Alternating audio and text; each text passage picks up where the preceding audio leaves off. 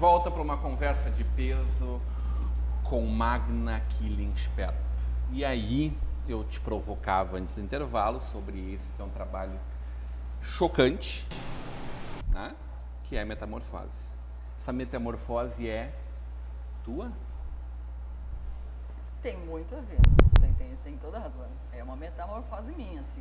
Processo de criação maluco. Não é autorretrato, mas eu acredito que tem muito disso. E tu vai ver nesses que são autorretratos, realmente de novo volta para isso.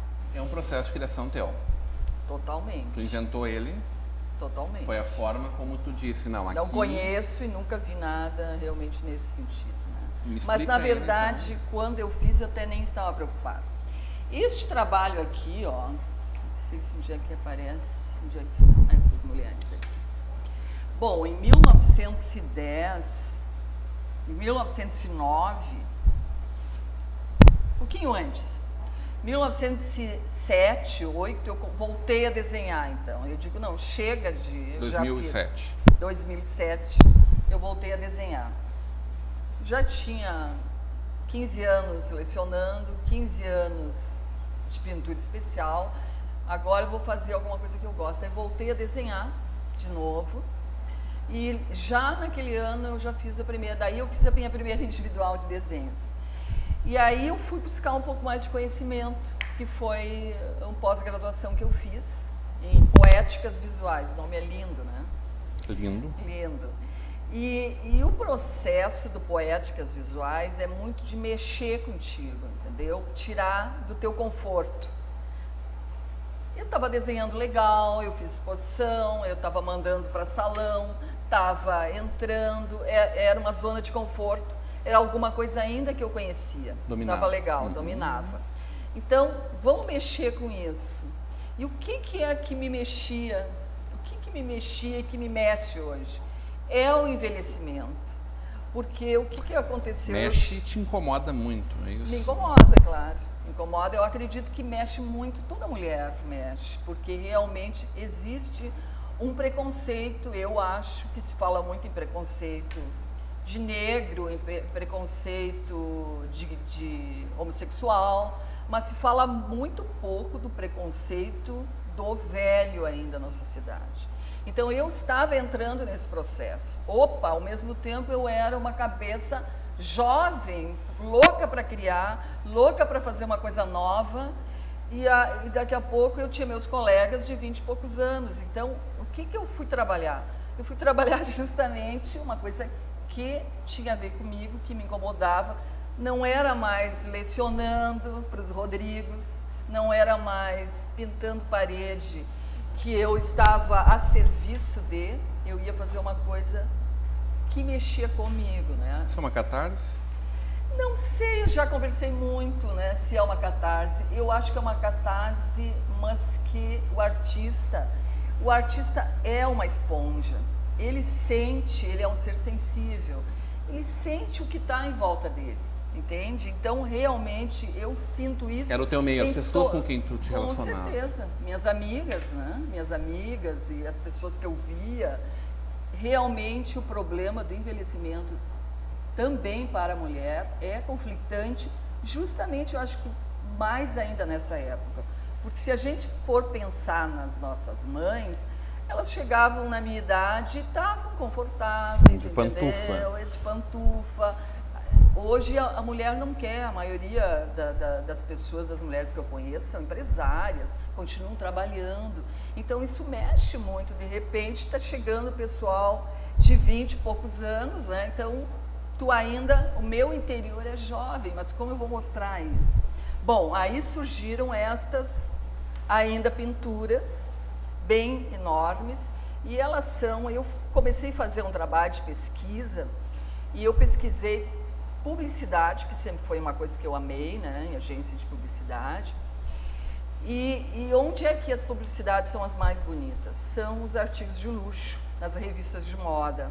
A gente se encanta, elas estão feitas ali para nos atrair. Tu olha, mesmo que tu não vai comprar nada daquilo, tu não consegue deixar de olhar. Ela seduz. Elas seduzem, né? Então, como é que elas são colocadas em geral? Te olhando, te seduzindo a um canto da sereia. Então, eu juntei mais de 100 propagandas, e incrível que a grande maioria delas, mesmo em revistas japonesas, africana não tinha, mas tinha japonesas, tinha de vários lugares do mundo, elas eram quase todas loiras, sempre menos de 30 anos, e dificilmente aparecia uma mulher trabalhando, uma mulher mãe, uma mulher mais velha. A negra ou a morena, em geral, alguém de sucesso, já que já tinham uma Beyoncé, alguém com esse nome. Então elas pareciam, porque aqui tu vai ver uma é Prada, sabe? Outra é Chanel, e elas parecem todas irmãzinhas, Roberto Cavalli. E elas têm um tipo de... Então o que eu fiz? Eu trabalhei essas mulheres e em cima delas eu coloquei as baratas e as moscas varejeiras. Por que as baratas e as moscas varejeiras?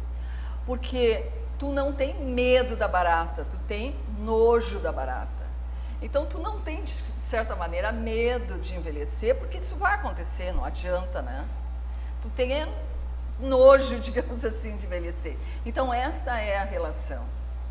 Bom, daí o Prêmio Itaú, que é um dos prêmios que os artistas mais cobiçam, andou aqui com um grupo pelo Vale dos Sinos, pelo Rio Grande do Sul, pelo Vale dos Sinos e vários locais, e eu fui uma das artistas chamada para mostrar meu portfólio. E a pessoa que olhou me disse assim, olha, isso aqui era meu trabalho de conclusão, eram 8 mulheres, pinturas muito grandes, com baratas, e aí ele me disse, olha, eu acho o tema fantástico, só que eu acho que elas ainda estão muito delicadas, elas não estão impactando. Quem sabe tu faz isso na fotografia.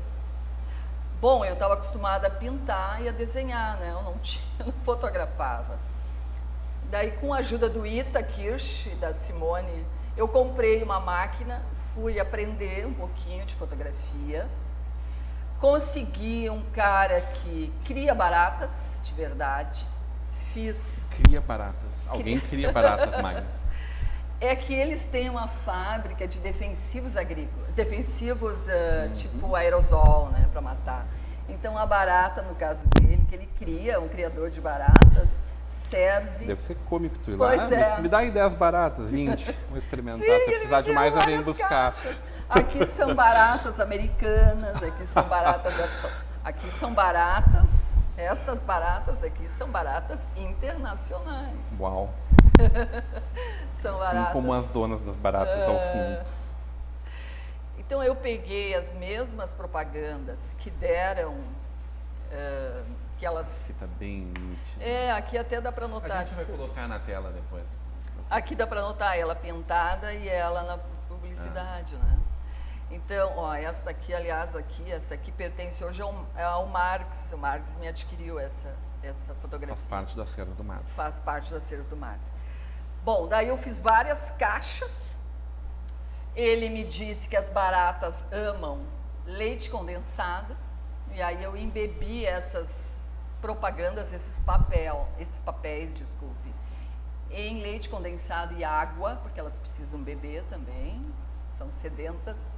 E ali eu deixei durante 3 meses, eu ia sempre fotografando. E aí o que aconteceu? Elas iniciaram lindas, né? Como esta aqui, que está no início. Elas eram lindas. Aqui dá para ver, né, a água e o leite condensado. Tem uma que eu gosto, que até aqui, ó. Essa aqui dá para ver bem. E tá ali a barata, né, sobre ela. E tinha pessoas que depois na exposição me disseram, meu Deus, esta modelo deve ter ganho muito dinheiro para deixar tu colocar a barata nela, que realmente ficou casou perfeito, bem, né? Ficou casou perfeito. bem. E aí o que aconteceu? As baratas foram comendo e as mulheres foram envelhecendo. Elas foram criando rugas, elas foram ganhando manchas no rosto. Foram decompondo Foram a estética. decompondo, exatamente. Então este foi o processo. Incrível. Daí eu levei a Porto Alegre, mostrei, e junto estava o diretor do MAC. Daí ele disse, eu vou colocar essa exposição no MAC. E me deu a sala mais linda de Porto Alegre e nós montamos uma exposição com a curadoria da Ana Zavadil, e que era curadora do Marx também. E aí nós montamos essa exposição que se chama Metamorfose. Retumbou, que é a tua metamorfose também. Sim, que também é a minha Trabalho metamorfose. que eu achei maravilhoso, Intimidades Mal Lavadas.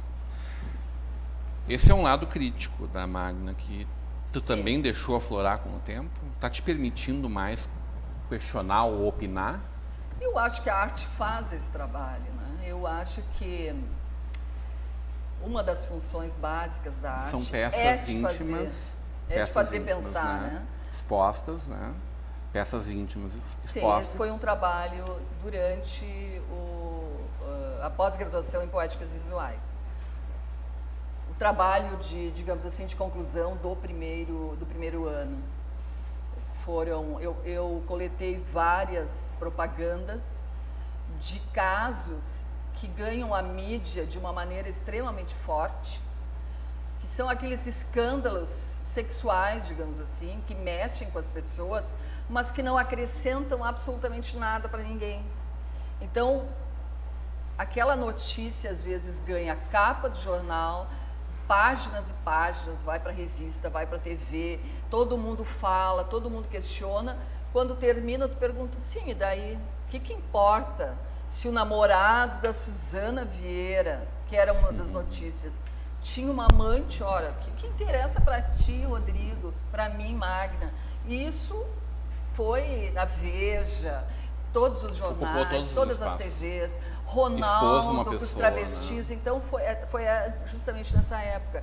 Então o que eu fiz? Eu peguei uma série de calcinhas e sutiãs, todos brancos e cuecas, e em cima deles como é que é o nome? Passei as propagandas, né? Calquei as propagandas, e elas foram depois... Estampou elas? Estampei, obrigada. Estampei as propagandas, elas foram mergulhadas no barro, e aí elas foram penduradas bem na entrada da Fivale, porque é a mesma coisa que, como é que eu vou te dizer, era justamente para chocar o tempo que tu dás aquelas notícias cujas pessoas usam. E é uma crítica jornal. à grande mídia também, né? Todas são a grande mídia, se tu vai ver. Essas aqui também são a grande mídia. Porque a propaganda, ela também tem um caráter político. Se tu fores pensar, a propaganda... Mas pelo menos ela constrói mais do que destrói, talvez. Né? Olha, eu não sei, eu questionaria muito. Tu acha que pode destruir tanto quanto? Não, eu acho que sim. Eu acho que um dos meios mais preconceituosos que as pessoas pouco falam é a publicidade. Porque a publicidade vai usar os meios que todo mundo já aceitou. É o que eu estou te dizendo aqui. Então, é engraçado que uma mulher loira, né, de olhos claros, vai falar que a publicidade só usa mulheres loiras de olhos claros. Eu já fui muito contestada sobre isso. Pô, mas tu... Eu disse, bom, eu acho que para uma pessoa negra falar isso é mais fácil. Mas é uma lógica muito perversa, né? Pois é, Que mas bom que alguém loiro de olhos verdes quebrou essa lógica. Pois é, então. pois é. E outro trabalho completamente diferente... Esse trabalho autoral, esse sim. autobiográfico, de um momento teu, também lindíssimo, também vamos mostrar ele. Fotográfico, né? Fotográfico. E a fotografia acontece isso, viu, Rodrigo? Mas também experimentando cores e texturas, né? Sim, porque a cor, né, como nós falamos, faz parte da minha vida. E aí a gente chega nesse trabalho que eu quero potencializar agora, porque o nosso tempo, sabe, como ele é curto, passa voando, Sim. que é essa obra maravilhosa que tu, com a artista plástica, a Delacroix? Débora Delacroix. Débora Delacroix. Lacroix. Débora Lacroix. Vocês estão criando formas, texturas, que são obras de arte que as pessoas podem levar para casa. Uhum. É isso? Sim. Porque durante muito tempo eu fiz trabalhos para arquitetos e decoradores. As pessoas iam no meu ateliê É a série Entrelaçados. A série Entrelaçados. Completamente diferente, né? Das baratas. Não sei se posso pôr aqui. Por favor. Bom, os arquitetos continuavam me procurando para que houvesse algum trabalho. Eu não tenho, as baratas não têm o intuito de ser vendidas, elas têm o intuito de provocar, que é o que eu disse para ti, que a arte tem muitos caminhos. Um deles é também tu poder usufruir dela na tua casa. Então, tu não vai dificilmente, né? Eu já tenho pessoas que compraram e penduraram as fotografias como baratas, mas a grande maioria não é isso, né? Que ela vão querer na sua casa. A série das baratas andou um monte, foi para Team Foto, realmente é um trabalho que me orgulha muito. Mas eu queria continuar fazendo um trabalho que eu também pudesse ver na casa das pessoas. Porque quando eu comecei a trabalhar com as pinturas especiais e os estudos de cor, eu reparei que a grande maioria das casas com pessoas com potencial financeiro, não tinham nada nas paredes. As paredes estavam completamente vazias. Porque as pessoas têm uma dificuldade muito grande de gostar de arte contemporânea, não é? Variavelmente, sim. Pois é. De entender em primeiro lugar, né? De entender, se é que precisa ser entendida a arte, né? As pessoas vão pouco às galerias, as pessoas têm receio, será que eu compro isso? Como é que eu posso fazer? Então, os entrelaçados, ele também tem um conceito.